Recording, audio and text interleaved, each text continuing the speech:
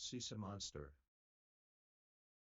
아베 총리는 지난 7일 도쿄를 포함해 7개 도시에 긴급사태를 선언했는데요. 도쿄올림픽이 연기된 후 20여일 만에 코로나 바이러스 확진자가 무려 6배 증가했습니다. 4월 13일 현재 일본은 크루즈 탑승자를 제외하고 확진자가 7,423명, 사망자는 138명입니다. 확진자가 가장 많은 도쿄의 경우 80%가 감염 경로를 확인할 수 없다고 하는데요. 극도로 낮은 검사를 해왔기에 감염 경로를 추적할 근거가 없다는 것입니다. 일본 아사히 신문은 감염 의심 환자가 폭증하면서 의료체제가 붕괴되고 있다고 보도했는데요. 이런 추세라면 한국, 중국을 넘어 아시아 최대 확진자 수를 기록하는 것은 시간 문제라고 보입니다. 한편 아베 총리는 12일 자신의 트위터에 일본 유명 가수 노래와 함께 우아하게 휴식하고 있는 영상을 올렸는데요. 일본 네티즌들은 우리는 먹고 살기 위해 나가서 일을 해야 한다. 당신처럼 귀족이 아니라서 한가하게 집에서 쉴 수가 없다며 분개했는데요. 제대로 된 지도자라면 전쟁터가 된 병원에 가서 의료진을 독려하고 대책 마련을 위해 분주하게 뛰어다녀야 할 텐데 말이죠. 그러면 아베 총리의 긴급 사태 선포 후에 일본의 현황에 대해 알려드리겠습니다. 일본 도토리현이 한국의 드라이브스루 검사 방식을 처음으로 도입한다고 합니다. 나고야와 니가타시에서도 도입 의사를 밝혔는데요. 불과 한 달 전만 해도 한국의 드라이브스루 검진 방식을 인정하지 않았던 일본인데요. 그런 가운데 한국의 드라이브스루 방식을 비판하고 무시했던 아베파 평론가 다자키 시로의 영상이 최근 화제가 되고 있습니다. 아베는 5,200억을 들여 각 가정에 1000마스크 2장을 무료 지급한다고 했는데요. 가구당 2장만 배포하다 보니 2인 가족 이상인 곳에선 마스크를 쓰지 못하는 사람도 생기는데요. 결국 추가로 마스크를 만들기 위해 10만원짜리 저렴한 미싱을 구입하려는 시민들이 늘어나고 있다고 합니다. 일본 정부가 복지시설에 우선 배포한 1000마스크 끈이 짧아 사용하지 못하고 있어 예산 낭비라는 비판이 나오고 있습니다. 설명서에는 성인용이라고 써있지만 끈이 짧아 무용지물이라며 사용자들이 한탄했다고 합니다. 일본에서는 코로나19로 인해 마스크를 구하기 어려운 상황이 되자 어떤 천이라도 마스크로 사용이 가능한 클립을 개발해 화제가 되고 있습니다. 원터치로 탈부착이 가능해서 사용이 간편하고 착용감도 좋고 안전하다고 합니다.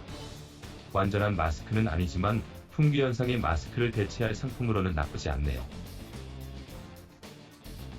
일본 긴급사태 선언 후 스타벅스 영업점이 휴업을 하기로 결정했습니다. 전국 1530점포 가운데 반을 넘는 850점포가 평일을 포함한 전면 휴업을 단행한다고 합니다. 휴업은 5월 6일까지 이어질 예정이며 휴업을 단행할 점포는 계속 이어질 것으로 예상하고 있습니다. 코로나 예방 중 가장 중요한 것이 손 씻기인데요. 일본에서는 제대로 손 씻기 캠페인이 확산되고 있다고 합니다. 그런 가운데 아이들을 위한 제품으로 꼼꼼하게 손을 씻도록 유도하는 손 씻기 스탬프가 유행한다고 합니다. 손에 찍힌 스탬프가 없어질 때까지 손을 씻는 건데요.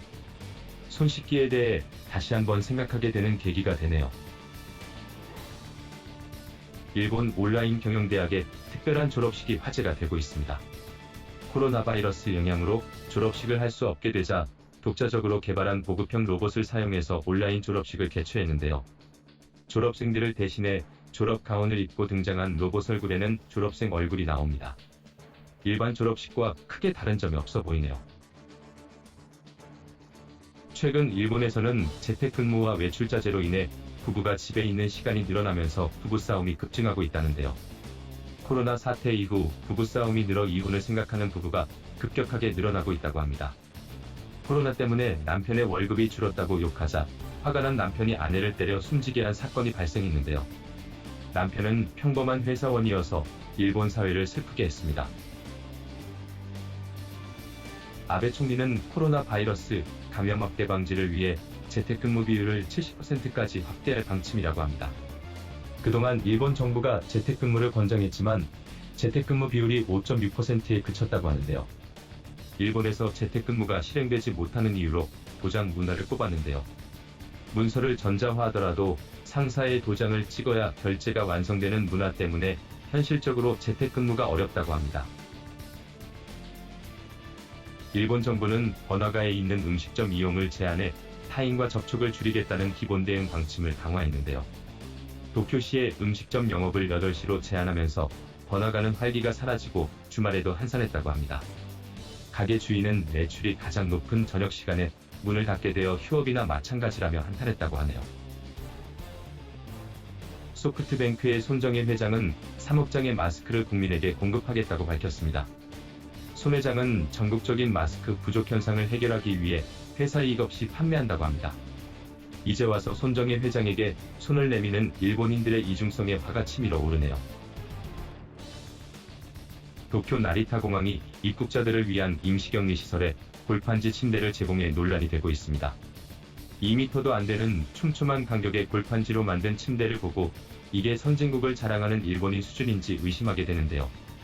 도쿄올림픽 선수촌에도 환경올림픽을 내세우며 이와 같은 골판지 침대를 공급한다고 밝혀 논란이 되기도 했는데요.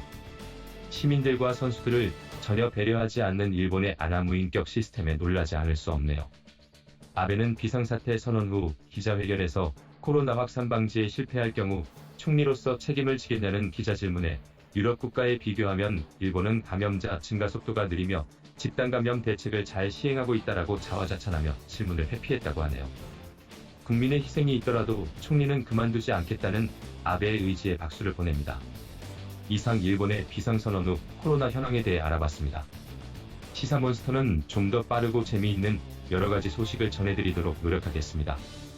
구독과 좋아요, 알림 설정은 영상을 제작하는 데 큰 힘이 됩니다. 감사합니다.